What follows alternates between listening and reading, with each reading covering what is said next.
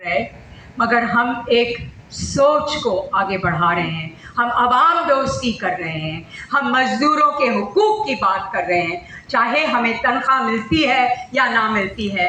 क्योंकि मुझे बहुत अच्छी तरह से याद है कि उन दिनों में तनख्वाहें नहीं मिलती थी, महीनों महीनों लोगों को तनख्वाहें नहीं मिलती थी, और खुद इकट्ठा करके फंड्स इकट्ठा करके लोग खाते थे, पीते थे, एक दूसरे की फैमिलीज को खिलाते थे, पिलाते थे। मगर आज उस तरह का तसव्वुर नहीं रहा। तो ये सारी चीज़ें लेकर के हम आज का दिन की कुछ बातें करेंगे।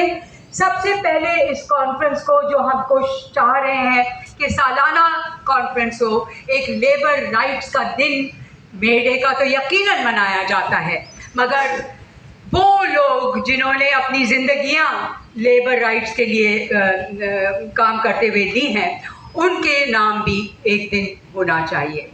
तो